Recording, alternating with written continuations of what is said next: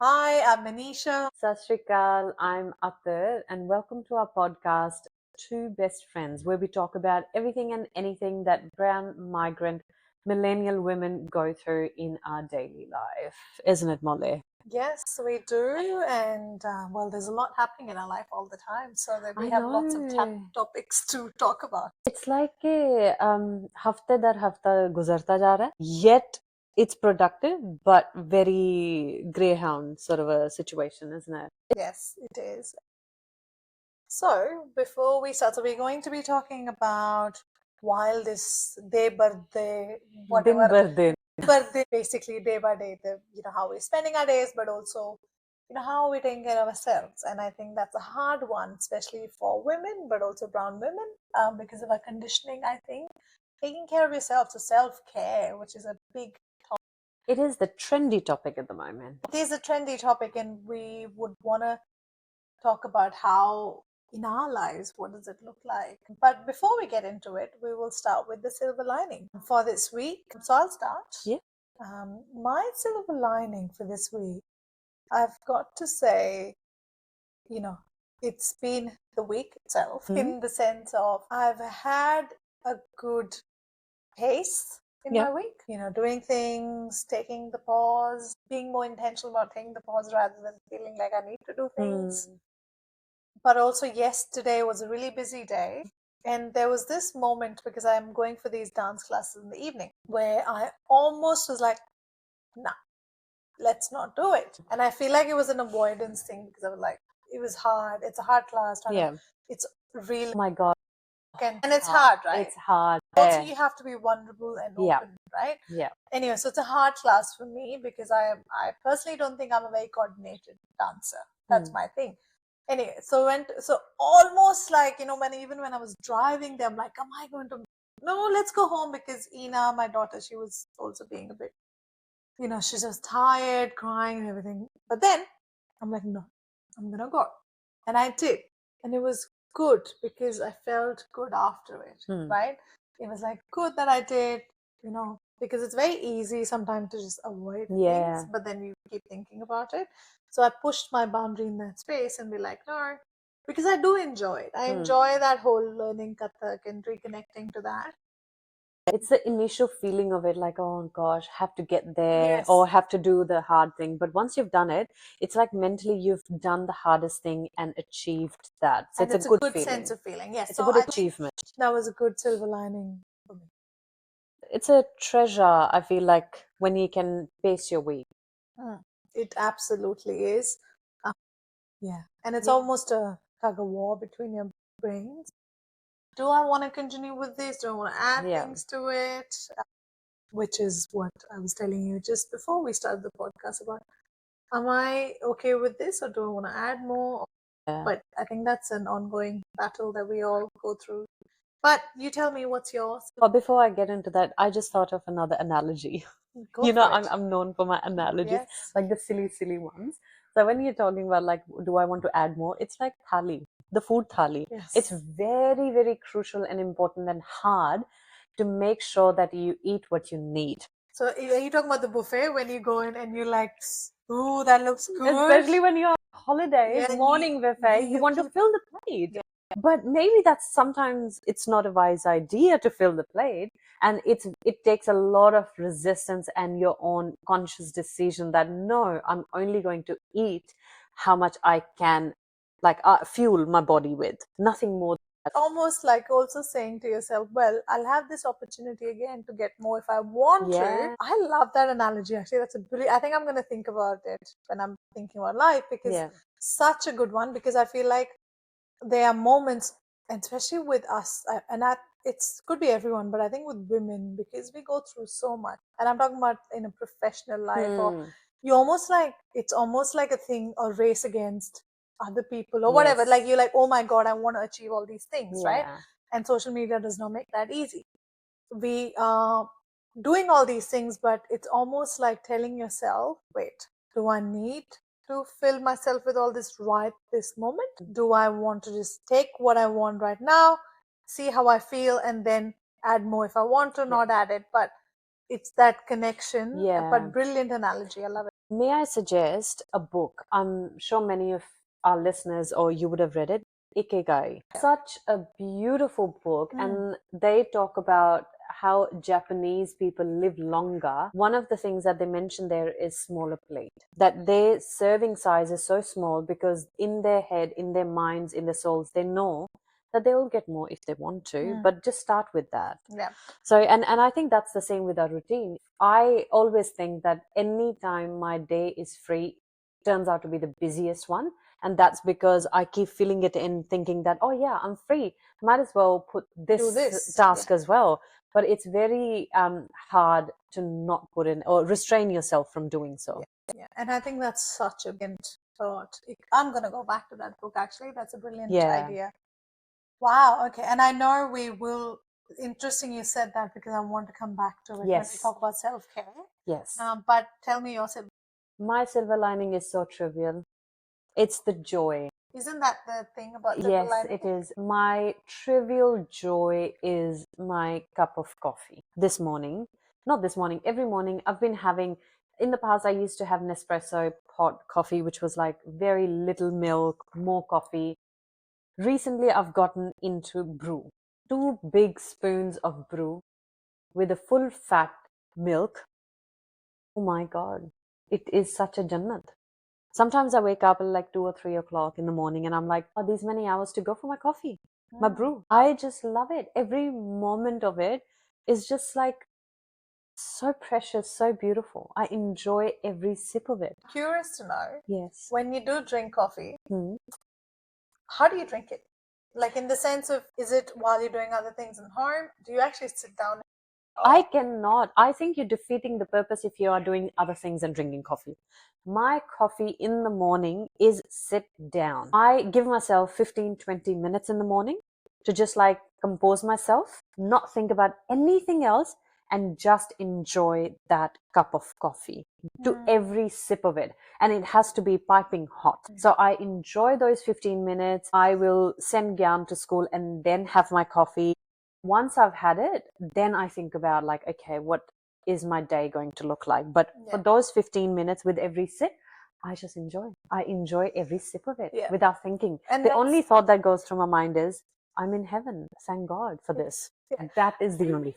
That's what it is, right? It's more about, I feel like it's more than about coffee. It's the intention you put behind. And it's almost that Ikigai principle happening in that moment. Because except for that, I'm sure you lead such a like non-stop life that you don't get that moment. And you know, that's the preciousness of that, is that opportunity to sit down and be in the moment. Yes. Which is quite fulfilling in itself. Did you notice how excited I got talking about coffee? Yes, yes. Mother, my hand started to be Maneesha. Yeah. Started talking like I mean, I'm always excited. No, but that makes sense. And I think that also makes sense because you're almost putting that time away for yourself. Yeah. Perfect. That's amazing. And that kind of is an amazing segue into self-care, right? Yes. Because that sounds like a self-care strategy that you unintentionally put it. But I think today will talk about self-care. Of course, it's a word that's out there a lot. We talk about it a lot, or you hear about it a lot. But what does it mean, right? What does it mean? And in layman's term, if you are into the hype of like self-care this, self-care that, मतलब वो time जिसमें आप सारी दुनिया को दफा करके you just focus on yourself, isn't it? That's what actually is self-care. But that is so hard, right? Because in the end, the conditioning, and I'm only going to speak from a lived experience of being a woman and being a brown woman, because I feel like you're not taught to do that, or you don't see that happening. There's almost a guilt for doing things for yourself. Yes. Because that's not acceptable. Or you have all these 400 things that you need to do. How can you spend something on yourself, right? The examples we have are our mothers, our grandmothers. The perfect, like a Bhartiya Nari, is someone who can manage everything on her own and not look after herself. And that's what the ideal we've been taught. We try to live by that, not so much. We're trying to unlearn it, but in all shenanigans of it, we do not look after ourselves. that it's more like grandmothers, mothers, bigger, older sisters, yes. But even when I look at women around me, I almost feel like we're all living the same kind of truth in a way. Like we're trying to unlearn it, but also I see so many women online in my life, who do way more than what is the capacity, in the sense of you running a business, or you also have kids, you also have homes, and you're taking everything on board. Yeah. So it's not just, I feel like, an example of that, but it's almost like we've conditioned or learned to do more than less. Yeah. I think it also extends to every culture, every community, not just us brown women. Like the other day, I was looking at the stats that said that women's workload has increased substantially in last 10 years. Men's remain the same. It's women's that everything has increased. Because in the past, when the generations before us, or maybe our mother's generation, or the generation even before that, the ultimate truth was be a good housewife, take care of your kids, and that would be it, right? Now it's gone. Then it was get a job, maybe study a bit, get a job, have kids, be a housewife still, and take care of everything. Now it is be a CEO and be all these other things. And we have created this where, which is great, but is there enough balance? But that's another thing. But what that does is a lot of breakdowns, a lot of anxiety, stress, mental health issues that are coming up. That is more noticeable. But also I feel like also the impacts on body. There's a lot about perimenopause now, but is that a new thing, or has that been something that existed? But I also feel like it could be also because of the lifestyle or higher. I'm not saying there wasn't enough stress in the past. But it's different. It is different.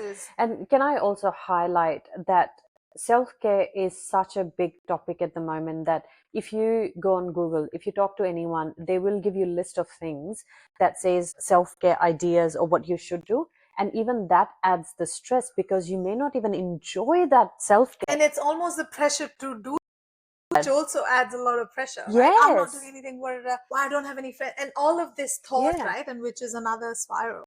So I thought maybe we could talk about today. One thing was about examples of what it means for us, but also sometimes that unintentional things that we already do, but recognizing it for yourself. So almost self-care, but self-love. Go with one example. I think you already spoke about one, which is about the coffee, which is unintentional from my understanding. But what would you say is another one? Another one, I feel like now when I look back, I love to take care of myself because I know I can go extreme of working and getting my head down and just like multitasking. And sometimes my self-care is not to multitask.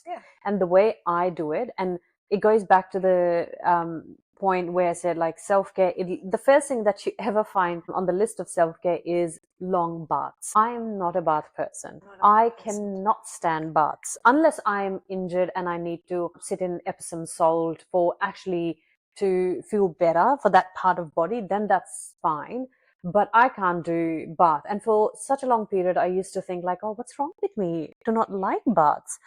But now I realize it's not the baths. I like showers. Boiling hot shower at the end of the day, regardless of what I've been doing all day, it is such a therapeutic self-care thing that I just like wash off every thought, every work, everything that I have on my mind, on my body. I'm just free after that. And then it leads to the sleep. And then I've started doing it, and I've been doing it for like last a year and a half or so, or even more than that actually, that I intentionally will put things on my body that will help me relax. Some of the products from Lush that has lavender in it, I'll use that, or the oils, body oils after shower that I got it from India that I will massage myself, that gives like such a good smell.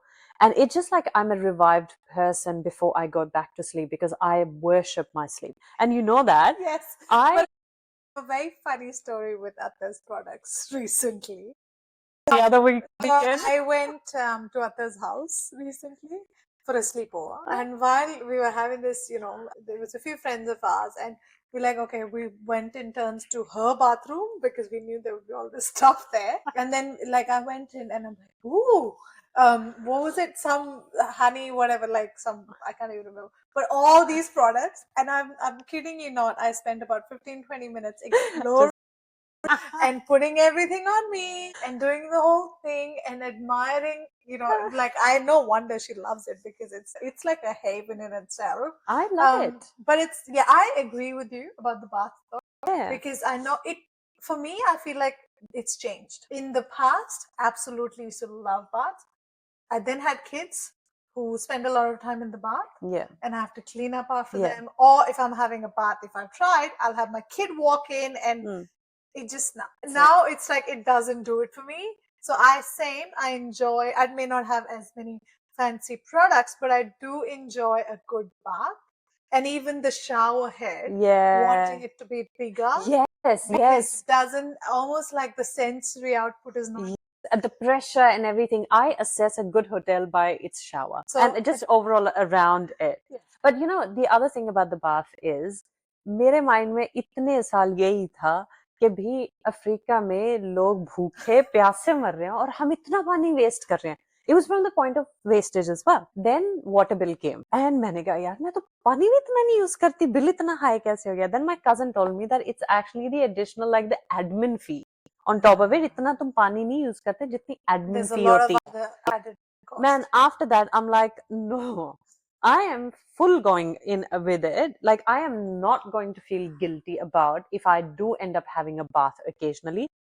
अपना ना African बच्चे sir में रख के. Okay, so that's, yeah, and I get it. Like, so, but yeah, I know. I think that is a good point. Yeah. I also enjoy a shower. Love it. Sometimes I end up spending a lot of time there because it's just a good thing. Good. I think that's a good point up there, and something you do every day, right? Or spend Subah time sham. into. Subah sham. Subah sham, same thing. Subah sham. But subah, sometimes I do 3 times a day. I'm not crazy. I didn't know about this. No, because oh shit, I broke it. In us, we have to have early morning shower to do our prayer, and then I go to gym, and then after gym you're sweaty, so you have to have that shower, and then night shower. So 3 showers. Yes. Oh, no, I don't do as many. I just do one, but I enjoy that one as well. Okay, cool. So now just coming to me, if I talk about mine, is more, I was reflecting on it, and I've got to say it is taking or having safe spaces, right? Seeking out safe spaces for myself. So there are a lot of environments in my work or other places where I can't control it. It is what it is. You would have situations where it just can be quite extreme because working in mental health. So I do seek safe spaces between my friends or people that I can call, talk to at any time. I call you many times sometimes, but also, what we recently got up over the weekend, but actually doing that, like even if it's once a month, once in 6 months, having that opportunity is actually a self-care thing for me because I really enjoy just laying back and, just being there. Giving each other shit. Giving each other shit, not really, but being with each other and just not being worried about this is this, checking out from that day to day. And just being in that space, and even on the phone, having that opportunity and just using those safe spaces, what I mean, rather than thinking, oh my God, they're busy. If they're busy, they'll tell me. Yeah, 100%. The other thing I'm like, it doesn't impact me. Like if I call you or other friends and they're like, sorry, I'm just busy, or the message, I'm like, yeah, sure, that's fine, right? Assumption. That's one thing I implement in all areas of my life. I will not assume thinking that, that person must be this. No. I'll put it out there. If they think it in a certain way, they'll let me know. If they haven't let me know, that means it's not an issue, or that's not the problem. Rather thinking about it. Yeah. Trouble them or something, they'll tell me if they're busy or they won't pick it up. Simple as that. And that's absolutely fine. I do that many times as well because I'm not in the headspace, something's happening, So I think that thought really helps me, like center myself to, rather than having those thoughts in my mind, having that space. So that's my one thing I was reflecting and recognizing. Nice. The second thing that I do to self-care is I will, without feeling even a single shadow of guilt, I will stay in bed one day of the weekend and watch my K-dramas. And I make Gyan to get me coffee. Make coffee, bring it to me in bed, having that. I love doing it. I feel That's like amazing. one day of the week I do that. It's normally Sunday that I will watch, like binge watch shows from my bed. I will not step out of it unless I need to be. That's it. That's like, I love doing that so much because that makes me feel like the perfect balance of like having the rush from Monday to Saturday, and then on Sunday it's complete opposite, where the total number of steps I take is maybe 80. On the other days it's like maybe 15,000. Perfect balance, my friends. Try it. Perfect balance, but I love it. I think that's and it's more, I feel like, more than watching something, it's the intentional, just being able to take some break, Yeah. in however you want, and that works for you. Yeah. Okay.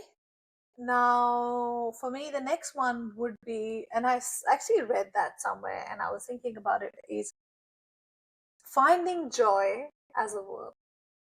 So what I mean is, like, like we do a lot of things every day, right? But almost like I'm doing, but I do certain things to have fun or enjoy it. So listening to music, or, and recognizing that as something that I do enjoy.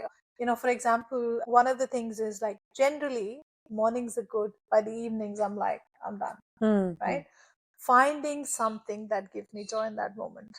So it could be reading a book, because doing that, I feel like all that stress and all that, it does release, and you are almost putting yourself in a better headspace, because sleep is important.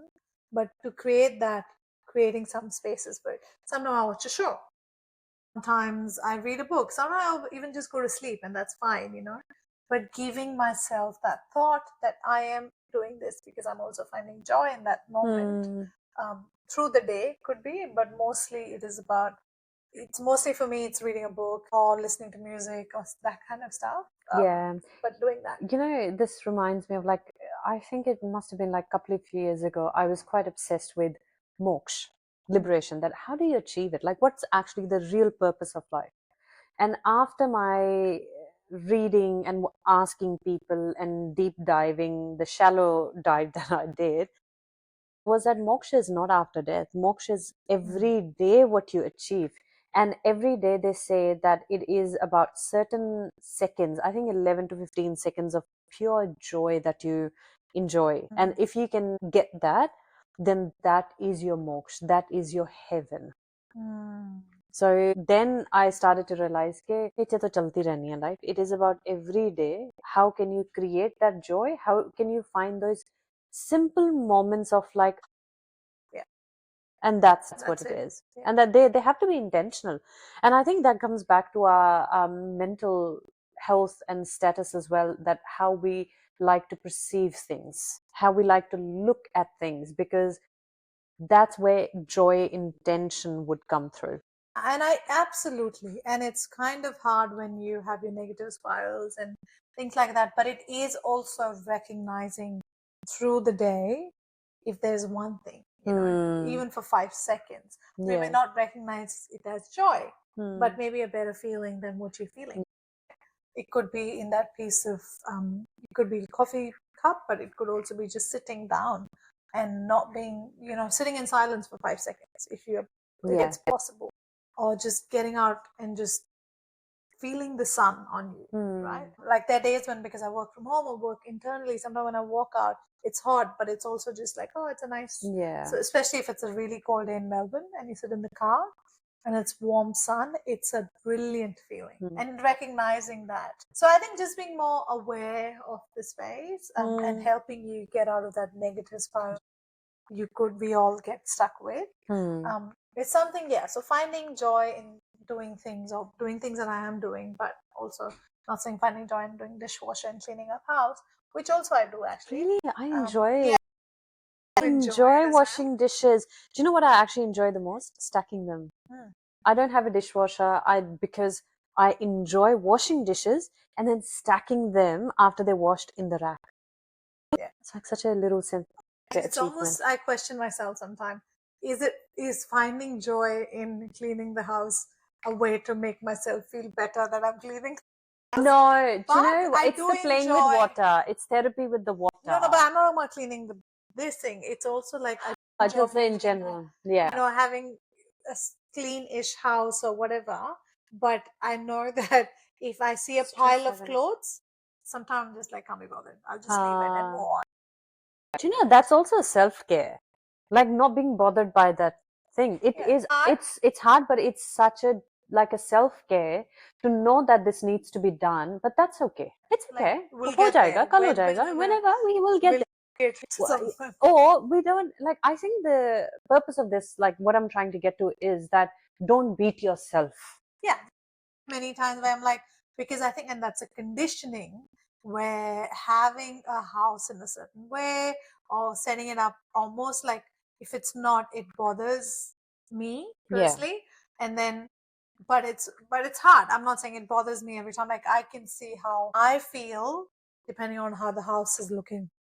Yes. Right.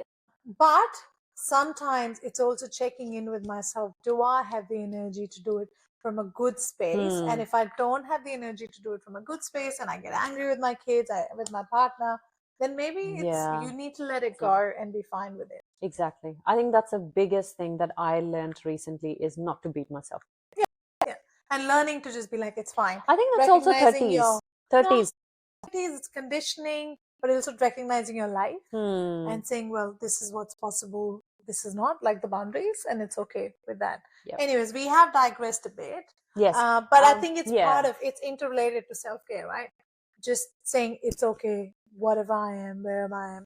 It's based on the situation, and you don't push yourself. No, you don't. And I think, I know we've gone off on a tangent, but also I feel like not just not beating yourself, also to make sure that you're surrounded by people who will not judge you with those petty, shallow things. If you feel like somebody's coming over and you have to make it look certain way, you have to actually rethink of your friendship or that relationship or that person in your life, because that's actually not healthy. Yeah, I think that's a big red flag that your mind tells you when you feel that way. Absolutely. And it's, I think that not getting stuck in an echo chamber. We say like surrounding yourself with people who almost help you grow, not kind of rehash things in your life or just make it harder for you to grow. Yeah.